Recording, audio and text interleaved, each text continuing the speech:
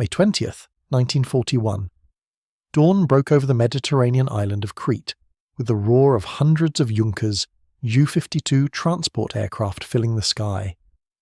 Inside those aircraft, German paratroopers of the Fallschirmjäger prepared for what would become the largest airborne invasion in history. They were Hitler's elite, volunteers who had endured brutal training to earn their paratrooper wings. But as they leapt from those aircraft into the crystal blue Mediterranean morning, they carried only pistols and grenades. Everything else, their rifles, their machine guns, their ammunition, all of it was packed into containers that would be dropped separately across the island. The Fallschirmjäger were about to learn a lesson written in blood, a lesson that would eventually lead to one of the most innovative and controversial weapons of World War II. The German paratroopers descended over Malmö airfield in tight formations, their distinctive helmets and smocks making them easily identifiable targets against the morning sky. Below them, 4,500 Allied soldiers, Greek, British, Australian, and New Zealand troops, waited with their rifles loaded and their machine guns trained on the dropping zones. What happened next was slaughter. The German paratroopers, defenceless with only pistols, were shot out of the sky or gunned down as they scrambled desperately toward the weapon containers scattered across the battlefield. Many of those containers had fallen into Allied hands, others had tumbled into ravines or landed in areas swept by enemy fire. German paratroopers armed with nothing but courage and pistols charged across open ground toward canisters containing the rifles and machine guns they desperately needed. Hundreds died in those first terrible hours. One company of the 1st Assault Regiment lost 112 men killed out of 126. By the end of that first day, 400 of 600 men in the 3rd Battalion were dead. The New Zealanders defending Malmö airfield and the Greek forces near Chania cut down wave after wave of paratroopers before they could arm themselves. Even the 25% of German troops who carried MP-40 submachine guns found themselves at a severe disadvantage.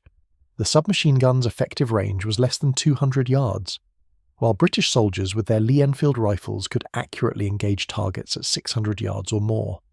German paratroopers caught in the open fields and olive groves of Crete were systematically shot down by Allied riflemen they couldn't even effectively return fire against. Many Fallschirmjäger were shot before they reached weapons canisters Wikipedia. The tactical doctrine of dropping weapons separately from paratroopers, designed to prevent injuries during landing, had become a death sentence.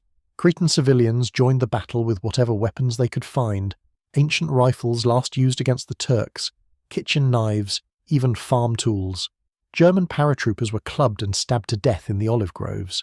The civilian resistance was so fierce that when Germany eventually won the battle after 13 brutal days, they would execute thousands of Cretan civilians in reprisal. Germany did capture Crete, but the cost was catastrophic. German casualties numbered 7,000 out of 22,000 troops. National Army Museum, NZ Encyclopaedia Britannica. General Kurt Student, commander of the 11th Air Corps and architect of the airborne assault, was devastated. Hitler was furious. The Führer had watched his elite paratroopers torn apart because they couldn't fight back effectively during the critical first minutes of the assault. He summoned Student to his headquarters and, after awarding him the Knight's Cross for capturing Crete, quietly informed him that the age of airborne operations was over. The element of surprise had been lost, Hitler said. No more large-scale parachute assaults would be authorized. But Hermann Göring, Reich Marshal of the Luftwaffe and commander of all German air forces including the Fallschirmjäger, had different ideas. Göring's paratroopers were Luftwaffe troops, not army soldiers, and he was determined they would remain an elite fighting force. If Hitler wouldn't allow them to jump from planes anymore, they would serve as elite infantry, and if they were going to be elite infantry, they needed a weapon that would prevent another Crete. In December 1941, 6 months after the disaster on Crete, the Luftwaffe's Air Ministry issued what became known as the LC-6 specification. It was a wish list that seemed impossible to fulfill. The weapon should not exceed 1,000 mm in length, should not be significantly heavier than the Carabiner 98 Cosse bolt-action rifle, should fire single shots from a closed bolt, provide fully automatic fire from an open bolt, feed from detachable 10 or 20-round magazines, and be able to mount a bayonet and use rifle grenades. Wikipedia. Read that again. The Luftwaffe wanted a single weapon that could replace the bolt-action rifle, the submachine gun, and the light machine gun. It had to be light enough for paratroopers to carry during jumps. It had to be accurate enough for precision shooting at range. It had to provide the sustained automatic fire of a squad support weapon. It had to fire the full-powered 7.92 by 57mm Mauser cartridge to give paratroopers the range they had lacked in Crete. It had to have a bayonet mount for close combat and be capable of launching rifle grenades. The German army looked at these specifications and dismissed them as fantasy. The requirements were contradictory, they said. A lightweight automatic rifle firing full-power ammunition would be uncontrollable. A weapon light enough to carry during parachute jumps couldn't possibly handle the recoil of sustained automatic fire. The complex mechanism required to fire from a closed bolt in semi-automatic mode and an open bolt in full automatic mode was impossible to manufacture in wartime conditions. The Army's weapons development branch essentially told the Luftwaffe they were asking for the impossible and refused to participate in the project. So the Luftwaffe went ahead without them. 6 German manufacturers were invited to submit designs. Gustloff Werke, Mauser, Johannes Grossfuss, C.G. Haenel, Rheinmetall, and the Heinrich Krieghoff Company all received copies of the LC6 specification and began working on prototypes. What emerged from this competition would influence firearms design for the next 50 years. Rheinmetall's chief designer Louis Stange, a brilliant engineer who would later work on converting the FG-42 to intermediate cartridges, created something that shouldn't have been possible. The weapon was revolutionary in almost every respect. To keep it short despite the long barrel required for the full-power cartridge, Stange used a straight-line stock design where the buttstock was in line with the bore. This reduced muzzle rise during automatic fire. The bolt mechanism extended back into the buttstock, effectively shortening the weapon. The side-mounted magazine allowed the trigger mechanism to be mounted farther forward, keeping the receiver shorter. Wikipedia War History Online. The recoil spring ran through the stock rather than sitting above the bolt like conventional designs. An inline gas piston system drove the action. Most remarkably, Stange designed a firing mechanism that actually worked as specified, firing from a closed bolt in semi-automatic mode for accuracy, and switching to open bolt operation for full automatic fire to allow cooling between bursts. But the real genius was in what Stange chose not to include. While other manufacturers tried to meet the weight requirement by using lightweight materials that wouldn't hold up to full-power rifle ammunition, Stange used high-strength nickel-chrome steel alloys in critical components. This allowed him to use thinner, lighter parts that could still handle the enormous stresses of firing one of the most powerful rifle cartridges in existence. The receiver was a precision-machined forging. Every component was calculated to be strong enough but no stronger, light enough but no lighter.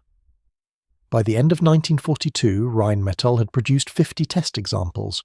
The weapon they created was designated the Fallschirmjäger Gewehr 42, the Paratrooper Rifle 1942 or FG-42. It was 37 inches long, just under the specified maximum.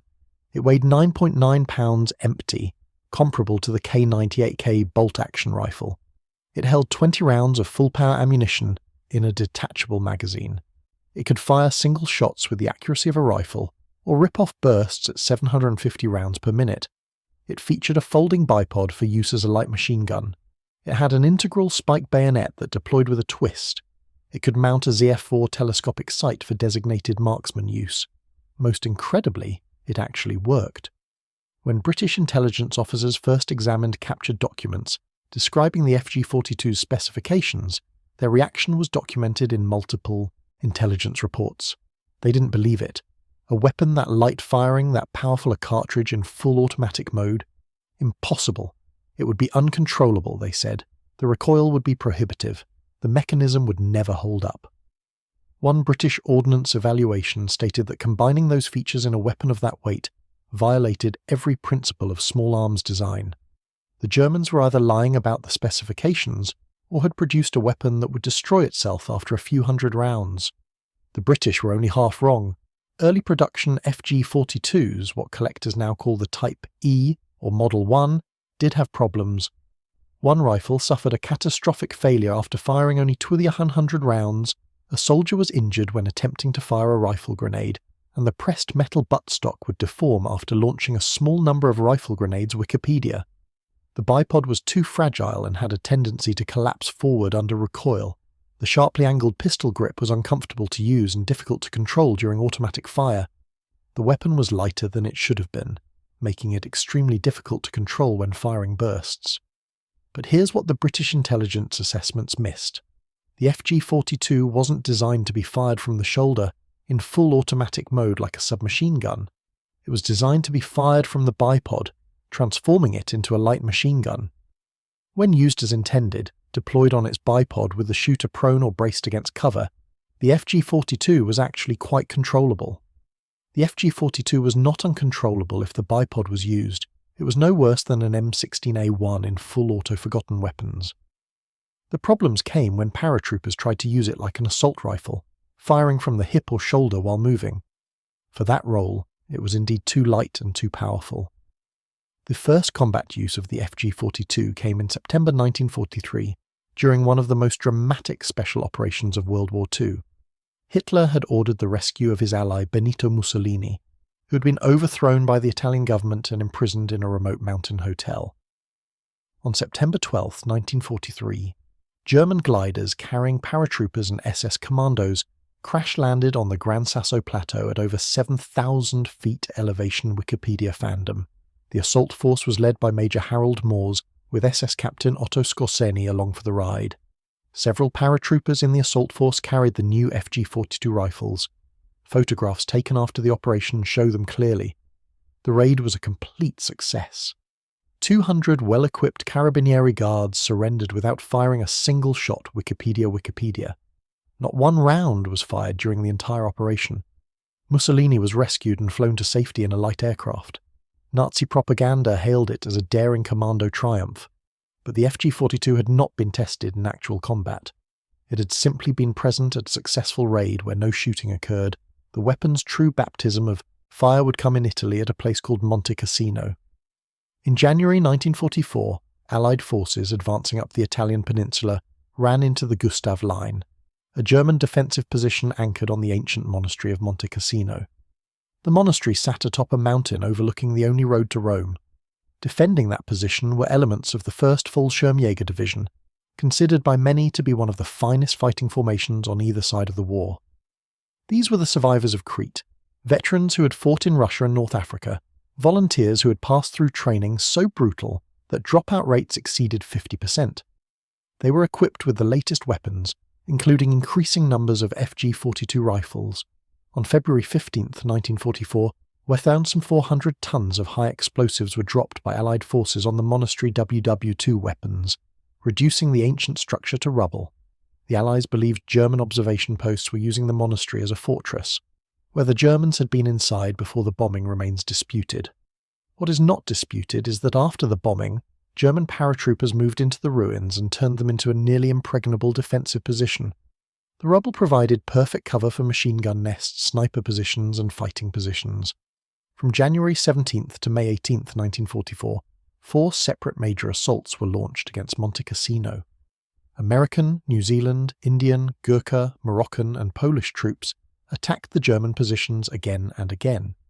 They were met by devastating fire from German paratroopers armed with MG-42 machine guns, mortars, and FG-42 rifles.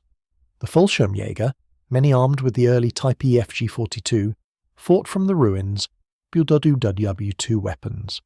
The FG-42 proved ideal for the defensive battle.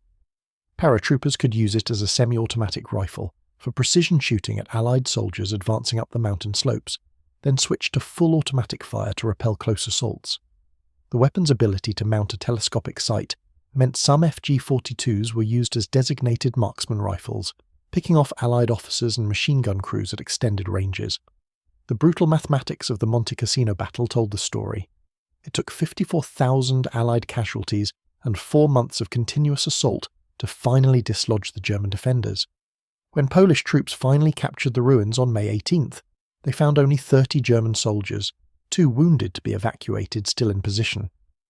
The Fallschirmjäger had held against overwhelming numbers, superior firepower, and constant aerial and artillery bombardment.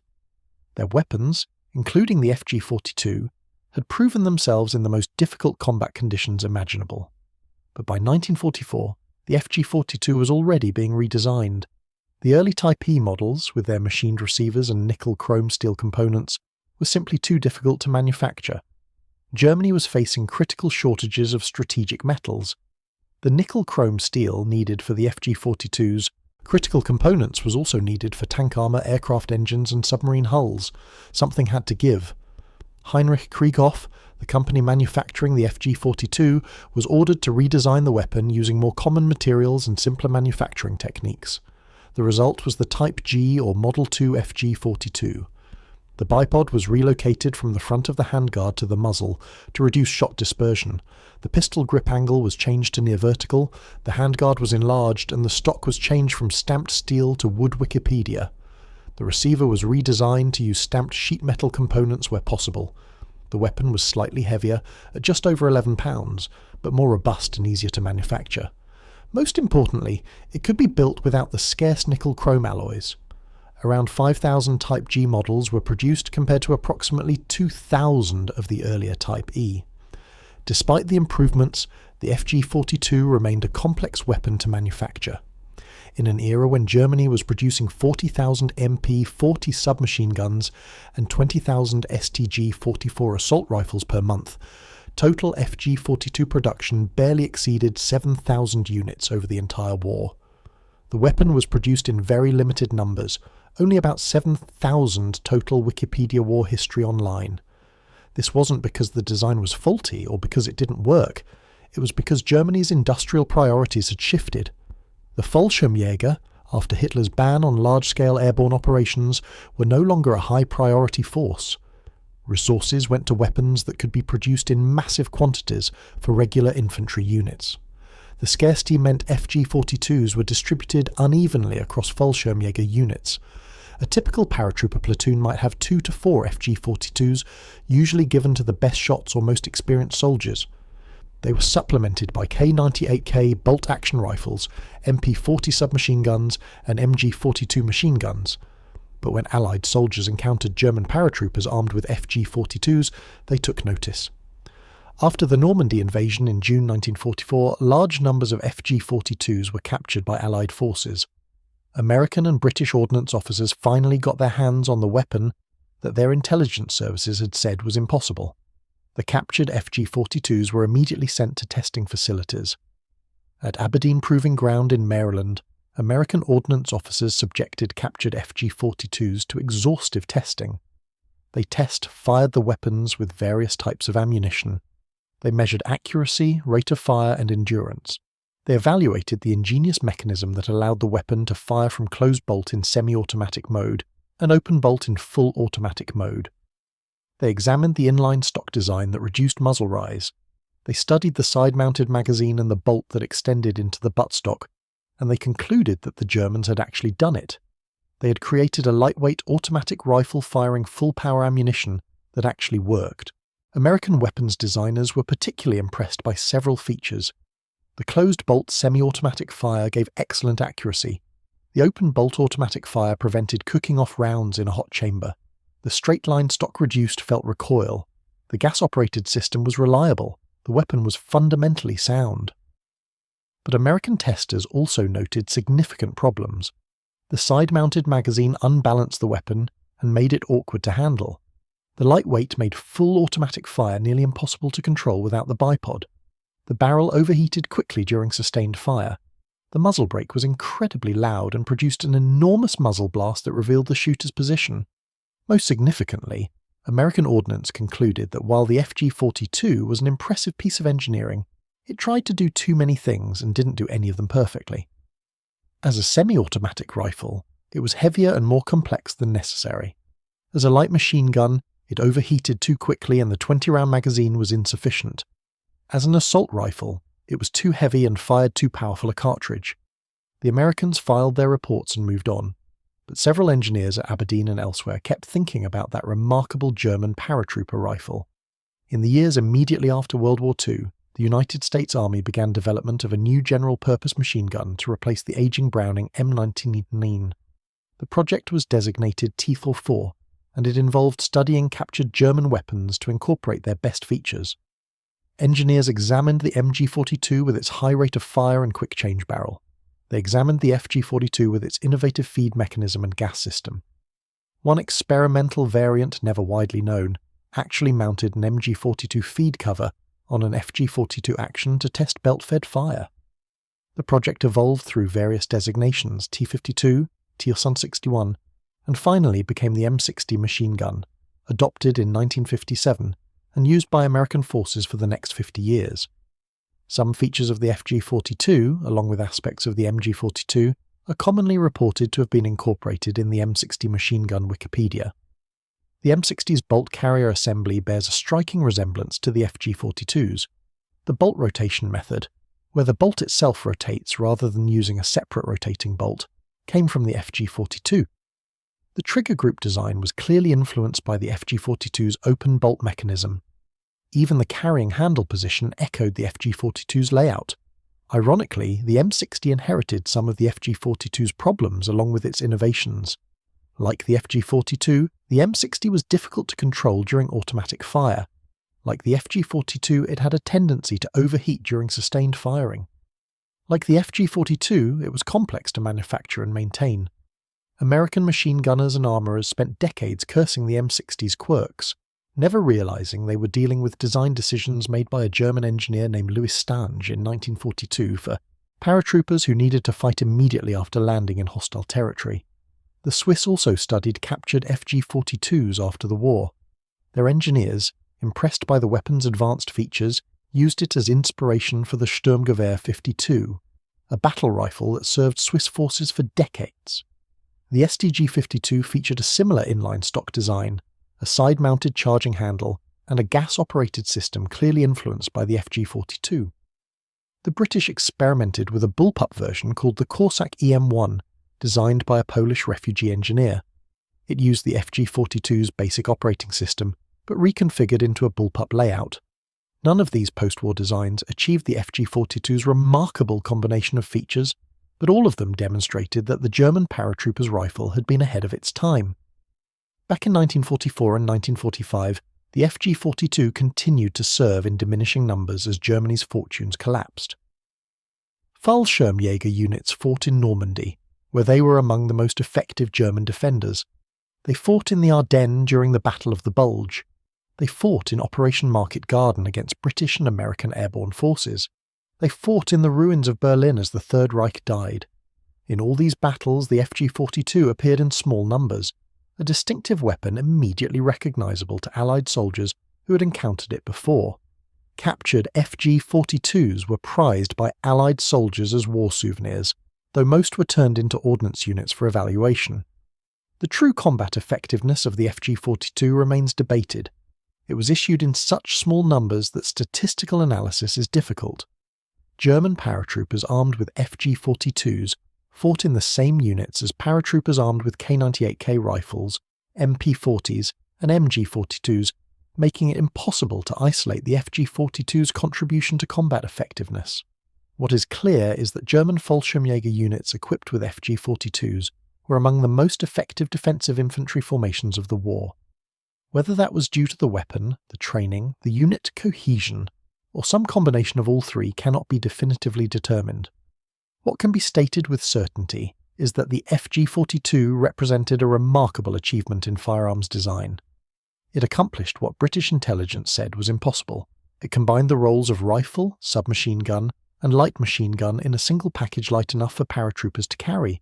It fired full-power rifle ammunition in a package weighing less than 10 pounds. It provided both semi-automatic accuracy and automatic firepower. It pioneered design features that would influence firearms development for decades. The straight-line stock, the inline gas system, the selective fire capability, the modular design, all of these features appeared in firearms designed 20, 30, even 40 years later. Yet the FG-42 also represented the contradictions inherent in German weapons development during World War II. It was a brilliant piece of engineering that was far too complex for wartime mass production. It required specialised materials that Germany couldn't spare. It tried to fill multiple roles and ended up being optimal for none of them. It was developed for paratroopers who would never again make a large-scale combat jump. By the time it entered production, the strategic situation that had created the need for it no longer existed. Germany needed tens of thousands of simple, reliable weapons that could be manufactured quickly. Instead, they got a few thousand complex, sophisticated weapons that required skilled labour and scarce materials. This pattern repeated across German weapons development. The Tiger tank was a magnificent piece of engineering that took 300,000 man-hours to build, while the Soviet T-34 took 3,000.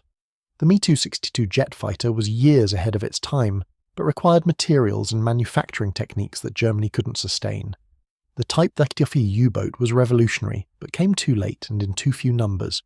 Germany's weapons were often technically superior to Allied equivalents, but the Allies could build 10 weapons for every one German weapon, and quantity has a quality all its own. The FG-42 exemplified this dynamic perfectly. An American soldier with an M1 Garand rifle faced a German paratrooper with an FG-42. On paper, the FG-42 was superior in almost every measurable way. It had select fire capability where the Garand was semi-automatic only. It used a detachable magazine where the Garand used an 8-round in-block clip. It could serve as a light machine gun where the Garand could not. It was lighter and shorter than the Garand. But while Germany produced 7,000 FG-42s over 3 years, America produced over 5 million M1 Garands. The American soldier's rifle might have been inferior in capability, but his country could replace it instantly if it was lost or damaged. The German paratrooper's rifle might have been superior, but if it broke or was lost, there was no replacement available. This fundamental imbalance determined the war's outcome far more than any technical superiority in German weapons design. When captured German officers were interrogated after the war, many expressed frustration at this reality. They had better tanks, they said, better aircraft, better small arms, but they were simply overwhelmed by Allied numbers. One captured German general, when shown photographs of destroyed German equipment at an Allied airfield after a raid, gestured at the wreckage and said something telling. His captors asked what he thought of the destruction. He pointed to the flight line where ground crews were already preparing replacement aircraft and said, "By tomorrow, you will have 40 new ones. How long will it take us to replace our pilots?" The same logic applied to the FG-42. Yes, it was an impressive weapon. Yes, it was technically advanced. Yes, it gave German paratroopers capabilities that Allied infantry didn't have, but there were never enough of them. A Fallschirmjäger unit with 4 FG-42s per platoon faced American infantry units, where every soldier carried a semi-automatic rifle. The German paratroopers might have superior firepower per man, but they were always outnumbered, always fighting against enemies who could call in artillery and air support that Germany could no longer match. The FG-42 couldn't compensate for strategic defeat. Today, original FG-42 rifles are among the most sought-after collector items from World War II. There are no more than 50 registered rifles in the United States, with prices reaching up to almost $500,000, the armory life. They are extremely rare because so few were made and most were lost during the war's final chaotic months. Modern reproduction FG-42s have been manufactured by companies in the United States and Germany, though even these reproductions are expensive and difficult to produce. The original specifications still challenge modern manufacturers with access to CNC machinery and modern materials. The original Krieghoff workers, building these weapons with 1940s technology under wartime conditions, accomplished something remarkable. The FG-42's legacy extends far beyond its limited wartime service. It proved that a lightweight automatic rifle firing full-power ammunition was possible, even if the compromises involved made it less than ideal. It demonstrated design innovations that influenced post-war firearms development. It showed that a single weapon could serve multiple roles, though whether that was actually desirable remained debatable. Most importantly, it represented the peak of German small arms innovation during World War II. After the FG-42, Germany's weapons development focused on simpler, cheaper designs like the Fallschirmjäger, emergency weapons for a collapsing regime. When British commanders first heard reports of German paratroopers carrying lightweight automatic rifles that could fire like machine guns, they dismissed the reports as exaggeration or propaganda. Their ordnance experts had examined the specifications and declared such a weapon impossible. The recoil would be unmanageable. The weight was too light for the power. The mechanism was too complex. It couldn't be done. But German paratroopers were using it in combat anyway, from the ruins of Monte Cassino to the hedgerows of Normandy. The weapon British experts said couldn't exist was killing British soldiers. This was perhaps the FG-42's most important lesson. The impossible is only impossible until someone does it. German engineers, working under enormous pressure with limited resources, created a weapon that shouldn't have worked. It had problems, certainly. It wasn't perfect, but it worked well enough that Allied soldiers who encountered it never forgot the experience.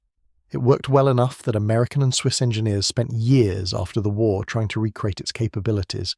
It worked well enough that 80 years later, firearms enthusiasts and historians still debate its merits and study its design.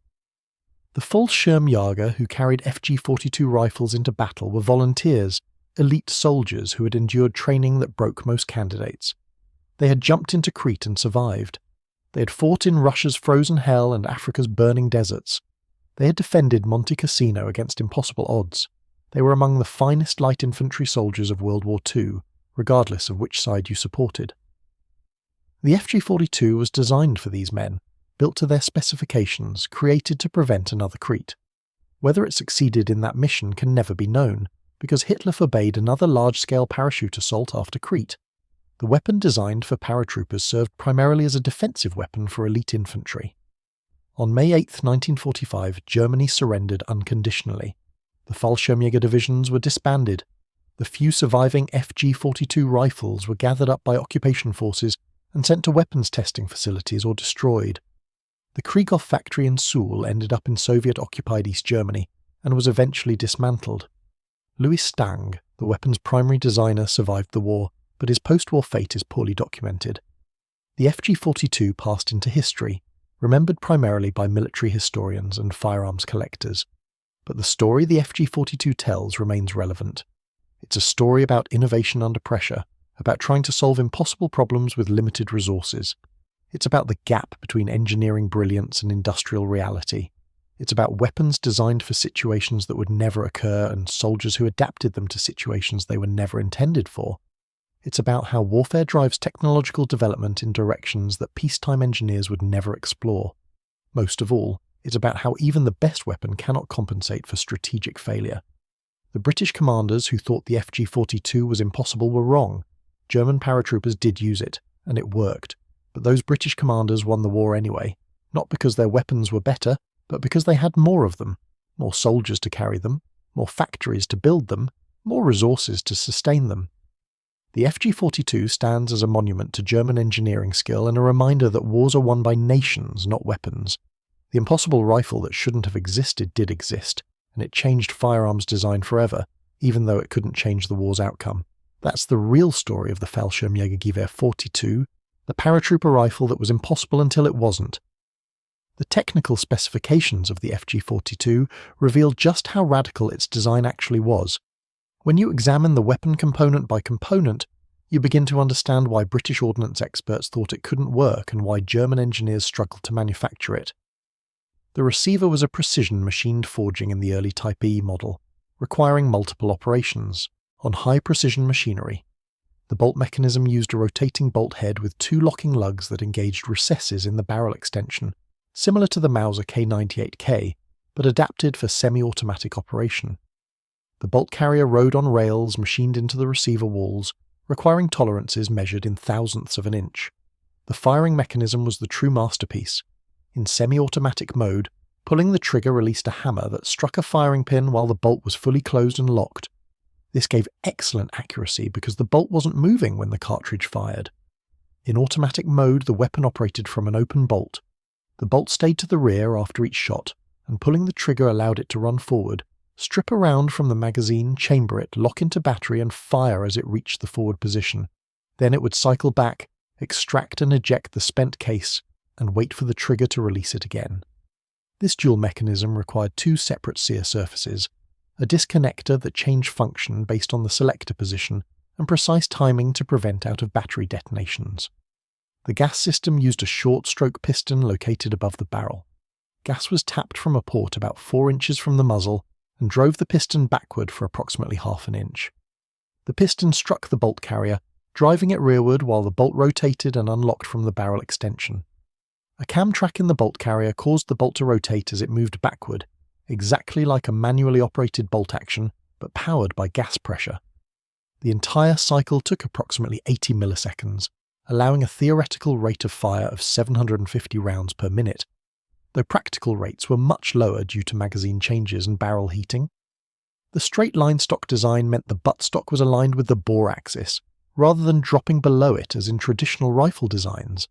This configuration, now common in modern firearms but radical in 1942, reduced the leverage arm of recoil. When a traditional rifle fired, the recoil force acted through the bore while the stock pushed against the shoulder several inches below, creating a couple that caused muzzle rise. The FG-42's inline design minimized this effect. The recoil still existed, but it pushed straight back into the shooter's shoulder rather than rotating the muzzle upward. This made sustained automatic fire more controllable, though the lightweight still made it challenging. The magazine position on the left side of the receiver was controversial then, and remains debated now. Mounting the magazine on the side rather than underneath allowed the trigger group and bolt mechanism to be positioned farther forward, shortening the receiver. It also allowed the shooter to get lower to the ground when firing from prone position since no magazine protruded below the weapon. However, it unbalanced the weapon, making it list to the left when loaded. It made magazine changes more awkward since the shooter had to reach across the weapon. It exposed the magazine to damage from contact with obstacles. The side-mounted magazine was a compromise that solved some problems while creating others. The bipod attachment point changed between the Type E and Type G models based on combat experience. The Type E mounted the bipod near the front of the handguard, close to the centre of gravity. This made the weapon balance well, but caused accuracy problems. As the barrel heated during automatic fire, it would warp slightly, and the bipod attachment point would shift, causing point of impact to change. The Type G moved the bipod forward to the muzzle, using a collar that clamped around the barrel. This eliminated the accuracy shift problem because the bipod moved with the barrel as it heated and warped. However, it made the weapon more muzzle-heavy and affected handling. The ammunition used in the FG-42 was the standard German 7.92 by 57mm Mauser cartridge, a rimless bottle-necked round developed in 1888 and continuously improved. By World War II, the standard German infantry load used a 198-grain full-metal jacket Spitzer bullet, travelling at approximately 2,500 feet per second from a 24-inch barrel. The FG-42's barrel was only 19.75 inches long, so velocity was reduced to approximately 350 feet per second. This was still a powerful round, generating approximately 2,400 foot-pounds of muzzle energy, comparable to modern hunting cartridges like the 30-06 Springfield. The recoil from this cartridge in a weapon weighing under 10 pounds was substantial. Calculated free recoil was approximately 18 foot-pounds, significantly more than the M1 Garand at 14 foot-pounds or the G-44 at 7 foot-pounds. For comparison, modern military rifles firing intermediate cartridges like the 5.56 NATO generate approximately 4 foot-pounds of recoil. The FG-42's recoil in semi-automatic mode was manageable for trained soldiers, though tiring during extended firing sessions. In automatic mode without the bipod deployed, the recoil was severe enough that most shooters could not keep the weapon on target beyond the first 3 rounds. The muzzle brake, a prominent feature on all FG-42 variants, attempted to reduce this recoil. The brake used angled ports that directed propellant gases backward and to the sides, creating thrust that partially counteracted recoil. Testing suggested the brake reduced felt recoil by approximately 20 to 25%, making a significant difference in controllability. However, the brake came with serious drawbacks. It increased muzzle blast substantially, creating an enormous flash and concussion that revealed the shooter's position. It also directed noise and pressure back toward the shooter, making the weapon extremely loud and uncomfortable to fire without hearing protection. Shooters positioned near an FG-42 gunner reported being stunned by the blast. The integral spike bayonet was a unique feature that showed the weapon's paratrooper heritage. Unlike a conventional bayonet that attached to a lug under the barrel, the FG-42's bayonet was permanently attached and folded backward along the right side of the barrel when not in use. To deploy it, the shooter twisted a locking collar that released the bayonet, then swung it forward until it locked into place. The bayonet was approximately 10 inches long, with a cruciform cross-section designed to pierce rather than cut. This design saved weight compared to a detachable bayonet, and ensured the paratrooper always had a bayonet available for close combat. However, the permanently attached bayonet affected the weapon's balance, and the locking mechanism was another component that could fail. The optical sight mount was machined into the left side of the receiver, allowing attachment of a ZF-4 telescopic sight, the same 4-power scope used on K98K sniper rifles. This gave the FG-42 designated marksman capability, allowing trained shooters to engage targets at extended ranges with precision. The offset mounting position, necessitated by the side-mounted magazine, meant the scope sat approximately 2 inches to the left of the bore centerline. This required Kentucky windage adjustments and made the weapon awkward to use with the scope mounted. Few FG-42s were actually issued with optical sights in combat, but the provision demonstrated the multi-role concept that drove the design. Manufacturing the FG-42 required capabilities that were increasingly scarce in wartime Germany. The receiver forging alone required a 3,000-ton hydraulic press, specialized dies, and multiple heat-treating operations. After forging, the receiver required extensive machining operations to cut the bolt rails, magazine well, and various mounting points. Each receiver required approximately 8 hours of machine time on precision mills and lathes. The bolt carrier required similar precision machining, with the cam tracks and locking surfaces needing to be accurate to within a few thousandths of an inch. The barrel manufacturing process involved drilling a hole through a solid steel bar, then reaming and rifling the bore to create the 4-groove right-hand twist rifling. The chamber had to be cut with extreme precision to ensure proper headspace. The barrel then required heat treating to increase surface hardness, while maintaining a tough core. The muzzle brake was often machined as part of the barrel, rather than being a separate component threaded onto the muzzle. Each barrel required approximately 6 hours of specialized machining and finishing operations. Quality control was critical and time-consuming. Each completed FG-42 was proofed by firing several rounds of overpressure ammunition to ensure it could withstand pressures above normal operating levels. The weapon was then function tested with both semi-automatic and automatic fire to verify reliable operation. Headspace was measured with specialized gauges. Each weapon was test-fired for accuracy at 100 meters. Weapons that failed any test were returned for correction or scrapped if the problem couldn't be fixed. This level of quality control was necessary given the stresses the weapon would endure, but it slowed production significantly. The cost per unit was substantial.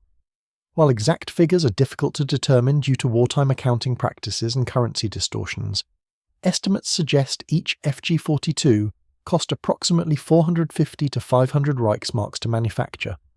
For comparison, a K98K bolt-action rifle cost approximately 50 Reichsmarks, an MP-40 submachine gun cost approximately 60 Reichsmarks, and even the complex STG-44 assault rifle cost only about 70 Reichsmarks. The FG-42 was 6 to 7 times more expensive than the weapon it was meant to supplement. From a purely economic standpoint, Germany could have equipped 6 soldiers with STG-44s for the cost of one FG-42.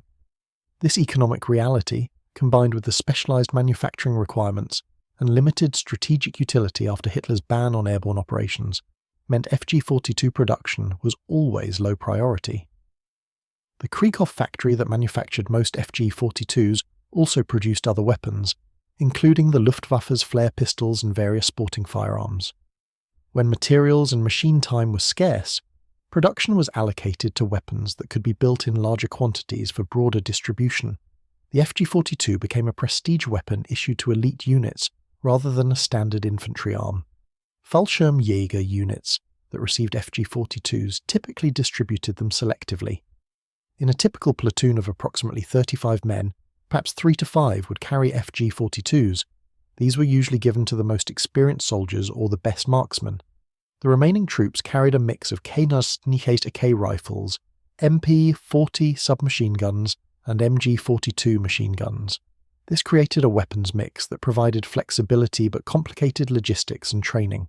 Each weapon type required different ammunition, different maintenance procedures, and different tactical employment. The soldier issued an FG-42 received specialized training in its operation and maintenance. German training manuals for the FG-42 still exist and have been translated by historians. These manuals emphasized the weapon's dual-role capability. Soldiers were taught to use semi-automatic fire for precision shooting at individual targets beyond 300 meters. They were trained to use short bursts of automatic fire from the bipod for suppression and close defense. they were specifically warned against firing full automatic from the shoulder, except in extreme close-quarters emergencies. Maintenance requirements were more demanding than for simpler weapons. The FG-42's complex mechanism required regular cleaning and lubrication. The gas system needed to be cleaned frequently to prevent carbon buildup that could affect function.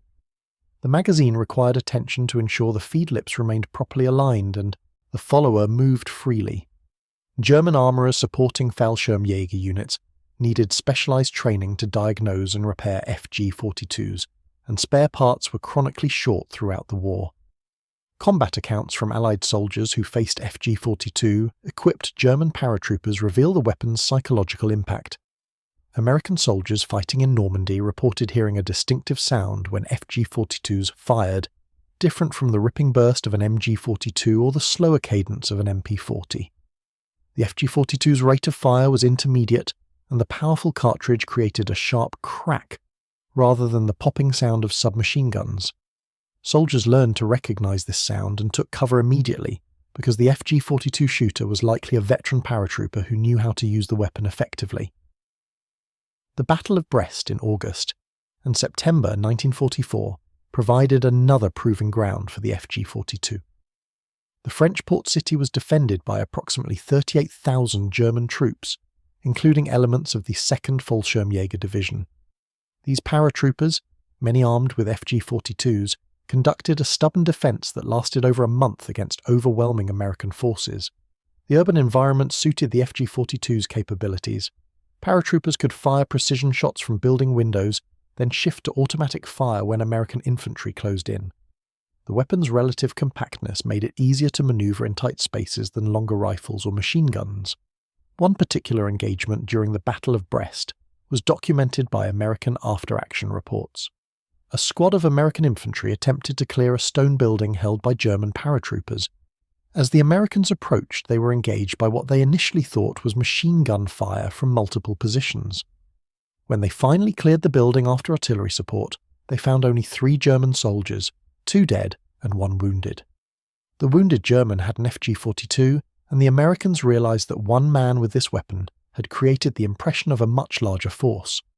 The captured German paratrooper, a veteran of Monte Cassino, demonstrated the weapon's function to his captors, who were impressed enough to include detailed notes in their report. The Ardennes offensive in December 1944, popularly known as the Battle of the Bulge, saw FG-42-equipped Fallschirmjäger involved in several significant actions. The 3rd and 5th Fallschirmjäger divisions participated in the northern shoulder of the offensive, fighting against American units near Monschau and Elsenborn Ridge. German paratroopers armed with FG-42s fought in forest terrain, where the weapon's capabilities were well suited to the environment. The ability to engage targets at medium range with semi-automatic fire, then shift to automatic fire during close encounters, matched the fluid nature of forest combat. One American officer who fought against FG-42 equipped paratroopers during the Ardennes offensive later wrote about the experience in a memoir. He described watching tracer rounds from German positions and noting that some fired in patterns different from the continuous streams of MG-42s. These weapons fired shorter bursts with slightly different cadence. When his unit overran the German positions, they found several FG-42s among the abandoned and destroyed equipment. The officer had one of the captured FG-42s sent to Ordnance for evaluation and kept photographs of it as a souvenir. Operation Market Garden in September 1944 placed German paratroopers equipped with FG-42s in direct combat against Allied airborne forces. The 1st Fallschirmjäger Regiment was among the units that fought against British paratroopers at Arnhem. Here was a unique situation where paratroopers fought paratroopers, though the British jumped and the Germans didn't. British survivors reported facing extremely accurate fire from German positions, later attributed to FG-42s being used in semi-automatic mode with optical sights. German paratroopers positioned in buildings around Arnhem used their FG-42s as designated marksman rifles, picking off British officers and communications personnel at ranges where submachine guns and bolt-action rifles were less effective. The final months of the war saw FG-42s appearing in increasingly desperate circumstances. As German forces contracted toward the Reich's borders, elite units like the Fallschirmjäger were thrown into crisis situations where they fought as regular infantry, rather than specialized troops. FG-42s appeared in the defence of the Ruhr pocket, in the fighting along the Rhine, and eventually in the ruins of Berlin itself. By this point, ammunition shortages meant the weapon's automatic fire capability was rarely used, as soldiers were ordered to conserve ammunition through aimed semi-automatic fire only. Some of the last FG-42s manufactured were diverted to the Fallschirm, Germany's desperate last-ditch militia of old men and boys. There are photographs from March and April 1945 showing elderly Fallschirm members holding FG-42s during propaganda photoshoots. These weapons were almost certainly never actually issued for combat use, as the training time required and the cost of the weapons made no sense for militia forces. The photographs were propaganda showing sophisticated weapons in the hands of Germany's last defenders to suggest strength that no longer existed. The weapon's fate in the war's final days mirrored Germany's collapse. Many FG-42s were destroyed by their users to prevent capture. Others were thrown into rivers or buried. Some were captured intact by Allied forces.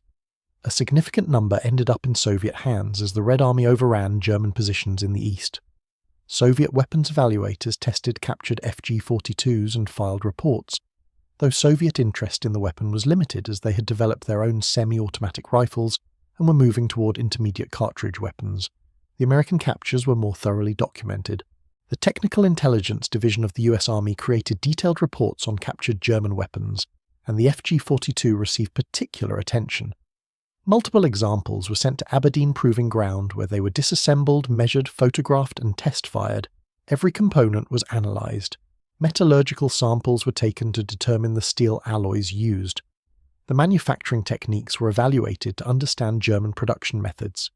These reports, declassified decades later, provide the most detailed technical information available on the FG-42. One remarkable aspect discovered during American testing was the weapon's durability despite its lightweight. Aberdeen armourers conducted endurance testing by firing thousands of rounds through captured FG-42s. While early Type E models did show premature wear in some components, properly manufactured Type G models proved surprisingly durable. One test weapon fired over 10,000 rounds before experiencing a major component failure, a respectable showing for any automatic weapon. The testers noted that the weapon's reputation for fragility was overstated, likely based on early production examples or weapons that had been poorly maintained under combat conditions. The accuracy testing was equally revealing.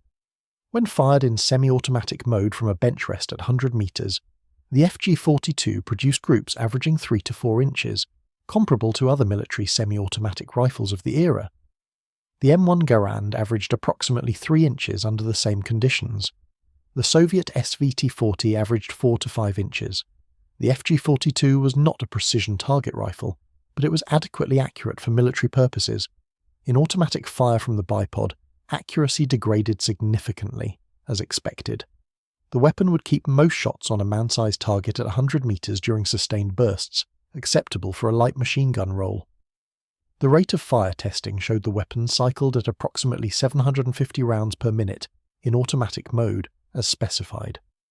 However, practical rate of fire was limited by the 20-round magazine capacity.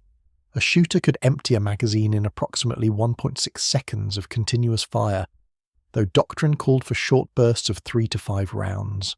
Magazine changes under combat stress took 4 to 6 seconds for trained users, longer for inexperienced shooters. This meant sustained rate of fire was approximately 80 to 100 rounds per minute, comparable to other magazine-fed automatic weapons, but well below belt-fed machine guns that could sustain 150 to 200 rounds per minute. The post-war documentation also revealed interesting details about production variants. Not all FG-42s were identical even within the Type E or Type G designations. Running changes were made during production as problems were identified or manufacturing processes were refined. Some weapons had different styles of buttstock fittings. Some had modified magazine releases. Some had different methods of attaching the bipod. These variations, common in wartime production, make each surviving FG-42 slightly unique and complicate modern reproduction efforts. The influence of the FG-42 on post-war firearms development extended beyond the M60 machine gun. The Spanish SETME rifle, developed in the 1950s and later adopted by Germany as the G3, incorporated some FG-42 design elements. The SETME's designer, Ludwig Vorgrimler, had worked on late-war German weapons projects and was familiar with the FG-42. While the SETME used a very different delayed blowback operating system, the overall layout with its inline stock and stamped steel construction showed FG-42 influence. The American Stoner 63 weapon system, developed in the 1960s, bore remarkable similarities to the FG-42 concept. The Stoner 63 was a modular weapon that could be configured as a rifle, carbine, or light machine gun by changing components. Like the FG-42, it attempted to serve multiple roles with a single basic mechanism. The Stoner 63 was more successful at modularity than the FG-42, but it too suffered from being overly complex for its time. It saw limited military service, demonstrating that even 20 years later, the multi-role automatic rifle concept remained challenging to execute successfully. The Soviet RPK light machine gun, adopted in 1961, took a different approach to solving the same problem the FG-42 addressed. Rather than creating a specialized weapon, the Soviets simply modified their AK-47 assault rifle with a longer barrel, bipod, and larger magazine. This created a squad automatic weapon that shared most parts with the standard rifle, simplifying logistics and training. The RPK was less capable than a dedicated machine gun, but adequate for its role and much cheaper to produce. This represented the opposite philosophy from the FG-42, prioritizing simplicity and commonality over specialized capability. Modern firearms designers still study the FG-42 as an example of innovative thinking and as a cautionary tale. The weapon succeeded technically, but failed strategically because it tried to optimize for a specific tactical situation that rarely occurred in actual combat. German paratroopers needed a weapon they could fight with immediately after landing, before recovering heavy weapons from containers. But after Crete, large-scale parachute assaults were never conducted by Germany, so the weapon ended up serving as an expensive squad automatic weapon for elite infantry. A simpler, cheaper weapon designed specifically for that role would have been more practical. This lesson about requirements creep and over-optimization has been relearned repeatedly in military procurement. The weapons that succeed are usually those that do one job very well, rather than multiple jobs adequately. The M16 rifle succeeded by being a lightweight, accurate infantry rifle. The M240 machine gun succeeded by being a reliable squad support weapon. Neither tried to be both. The FG-42's attempt to combine roles was ambitious, but ultimately impractical given manufacturing constraints and tactical realities. Yet firearms enthusiasts and military historians remain fascinated by the FG-42, precisely because it represents the road not taken. What if Germany had focused resources on producing 50,000 FG-42s instead of 7,000? What if the design had been simplified for mass production earlier? What if it had been issued more broadly rather than restricted to elite units? These counterfactuals are unanswerable, but intriguing. The weapon's scarcity and the elite status of its users created a mystique that persists decades later. The few surviving examples of original FG-42s are treasured by collectors and museums worldwide. The Smithsonian Institution has several in its collection. The Imperial War Museum in London has examples of both Type E and Type G variants. The Wehrtechnische Studiensammlung in Koblenz, Germany, has one of the most complete collections of FG-42s and related documents. These institutions preserve not just the weapons, but the documentation, photographs, and contextual materials that tell the full story of the weapon's development and use. For collectors, the FG-42 represents the ultimate prize. The combination of rarity, historical significance, and technical innovation makes it one of the most desirable World War II firearms. The astronomical prices reflect this demand. When an FG-42 appears at auction, which is extremely rare, collectors from around the world compete for it. The provenance becomes critical, with weapons that have documented combat history commanding premium prices. Some collectors have spent decades searching for an FG-42 to complete their collections, never successfully acquiring one. The modern reproduction FG-42s, manufactured by companies like SMG Guns in the United States and Sportsystem Dietrich in Germany, represent attempts to make the weapon available to shooters and collectors who will never have access to an original. These reproductions use modern manufacturing techniques including CNC machining and modern materials. Even with these advantages, the reproductions are expensive and time-consuming to produce, demonstrating that the FG-42 remains a challenging weapon to manufacture 80 years after its introduction. The fact that modern companies with computer-controlled machinery still struggle to produce the weapon economically validates the manufacturing challenges Germany faced in 1942. Shooting a reproduction FG-42 provides insights into what German paratroopers experienced. The recoil in semi-automatic mode is sharp but manageable, similar to other full-power rifle-caliber weapons. The trigger is typically decent, though not as crisp as a bolt-action rifle. The sights are adequate for combat ranges. In automatic fire from the bipod, the weapon is controllable with proper technique but demands respect. The muzzle blast is indeed impressive, confirming wartime accounts of the weapon's noise and flash signature. The overall impression is of a weapon that requires training and strength to use effectively. The FG-42 also influenced small arms thinking in more subtle ways. It demonstrated that soldiers could handle and effectively employ weapons more powerful and complex than pre-war conventional wisdom suggested. Military planners before World War II generally believed that ordinary infantry needed simple, robust weapons because soldiers couldn't be trusted with anything more sophisticated. The FG-42 showed that properly trained soldiers could master complex selective fire weapons with advanced features.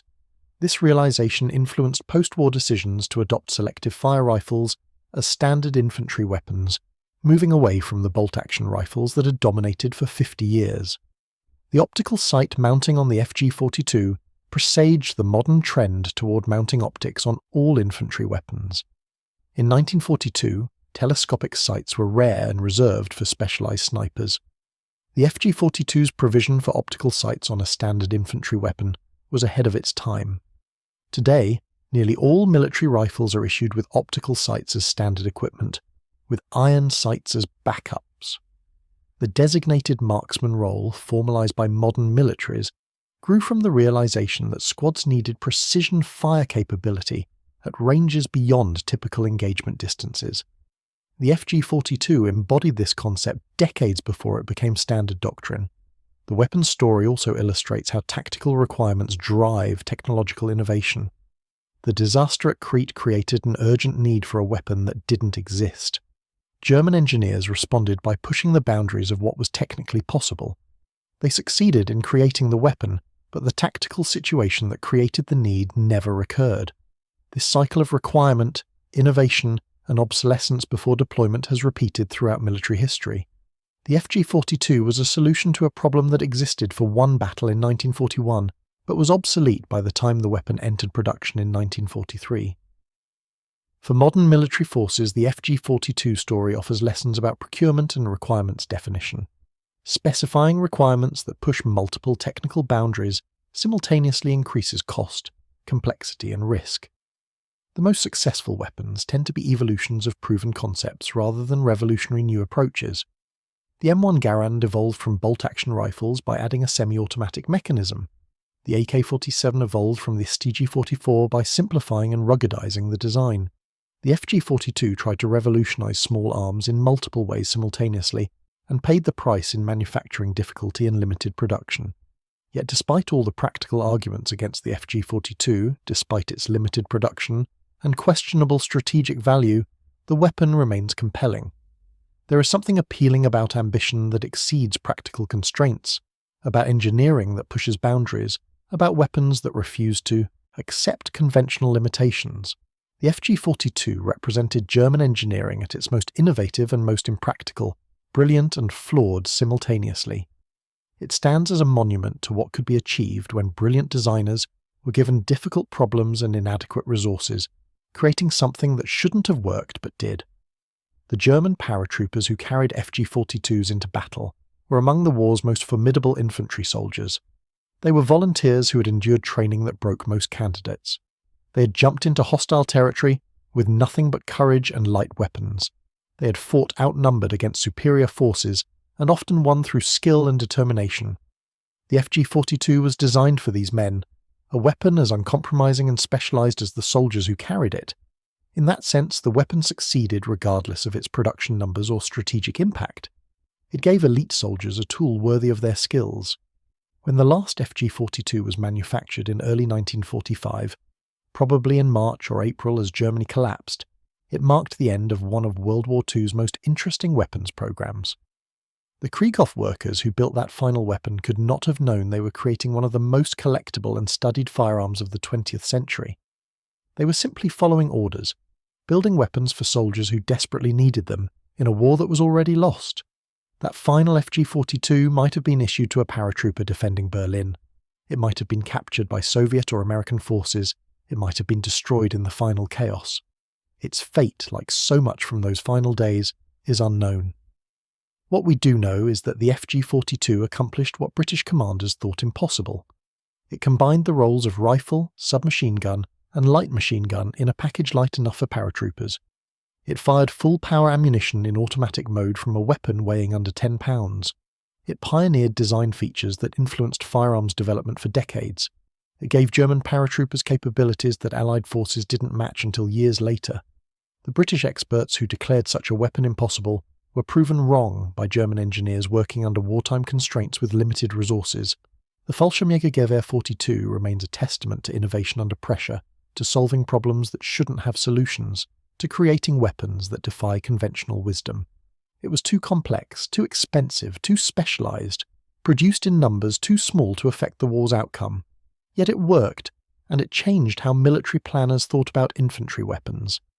The impossible rifle that British commanders dismissed as propaganda or exaggeration was real, and German paratroopers used it from Monte Cassino to Berlin.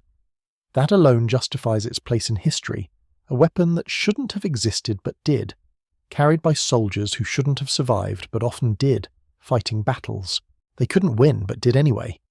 The FG-42 was impossible until German paratroopers made it real, and that makes all the difference.